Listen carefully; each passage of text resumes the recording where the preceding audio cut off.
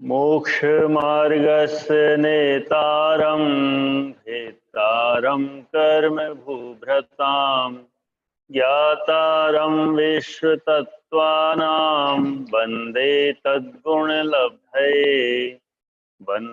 तद्गुणलब्धये। ज्ञान दर्शन चारित्र उपचारा 23।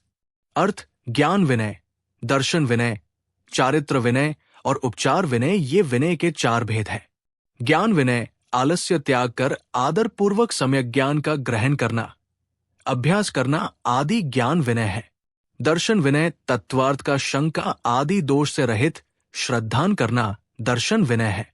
चारित्र विनय अपने मन को सम्यक दर्शन और सम्यक ज्ञान से युक्त पुरुषों के चारित्र पालन में लगाना चारित्र विनय है। उपचार विनय आचार्य आदि पूज्य पुरुषों को देखकर उनके लिए उठना, सन्मुख हाथ जोड़कर वंदना तथा परोक्ष में भी उन्हें नमस्कार करना, उनके गुणों का स्मरण वगैरह करना, उनकी आज्ञा का पालन करना। विनित होना यानी झुक जाना विनय है।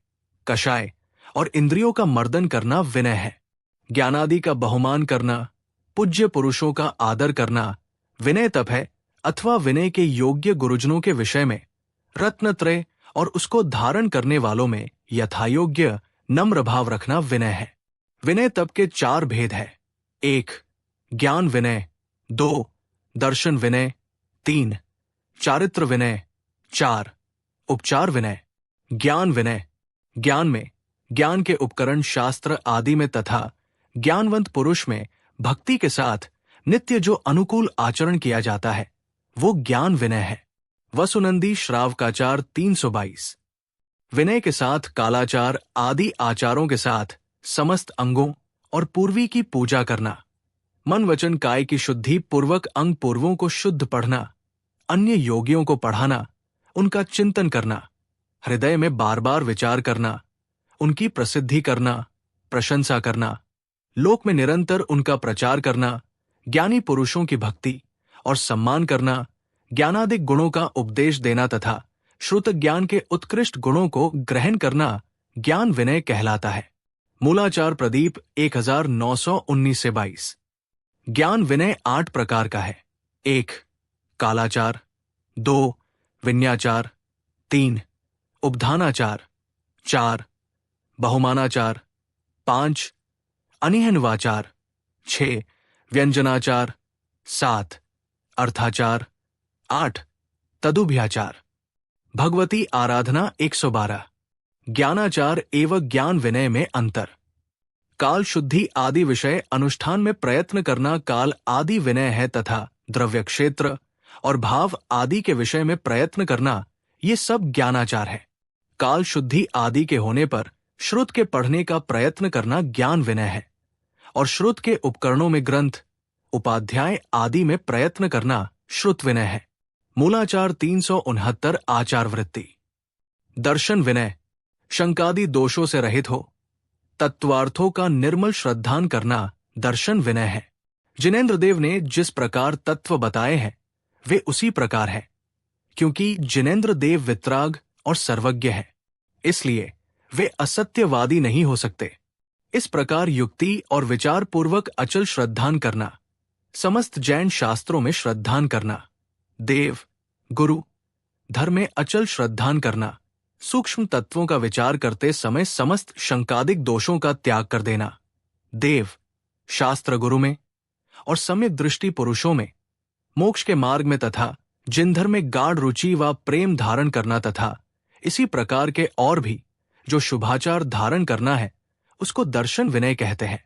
मूलाचार प्रदीप 1914-18। दर्शनाचार एवं दर्शन विनय में अंतर। शंकादि परिणामों के परिहार में प्रयत्न करना और उपगुहन आदि गुणों के अनुष्ठान में प्रयत्न करना दर्शन विनय है। पुनः शंकादि के अभाव पूर्वक तत्वों के श्रद्धान में यत्न करना दर्शनाचार है। मूलाचार 368 आचार वृत्ति। चारित्र विनय चारित्र के धारक पुरुषों में भक्ति होना, अन्य मुनियों के चारित्र की निंदा नहीं करना और परिशोह के जीतने आदि में उद्यम करना मुनि का चारित्र विनय कहलाता है। आचार सार 6/76। कषाय और इंद्रिय रूपी चोरों का तथा प्रमादों का सर्वथा त्याग कर देना, व्रतस्मृति, गुप्ती आदि के पालन करने में प्रतिदिन प्रयत्न करना, महत्पस्वियों के अद्भुत आचरणों को सुनकर उनके लिए भक्तिपूर्वक हाथ जोड़ना, चारित्र पालन करने वालों को भक्तिपूर्वक प्रणाम करना तथा इसी प्रकार और भी संसार में चारित्र के महात्म्य को प्रकट करना चारित्र विनय कहलाता है। मूलाचार प्रदीप 1923 से 25। उपचार विनय, पूज्य पुरुषों के उप अर्थात समीप में जाकर जो यथायोग्य उपचार सेवा आदि की जाती है वो उपचार विनय है। आचार सार 6/77। पूजनीय आचार्य आदि को सामने देखकर खड़े हो जाना, उनके पीछे पीछे चलना, अंजुलि जोड़ना, उनकी वंदना करना, उनकी आज्ञा में चलना आदि आत्मानुरूप आचरण उपचार विनय है। राजवार्तिक 5। जैसे सेवक राजा के अनुकूल प्रवृत्ति करता है वैसे ही रत्नत्रय धारक मुनियों के अनुकूल भक्तिपूर्वक प्रवृत्ति करना उपचार विनय है।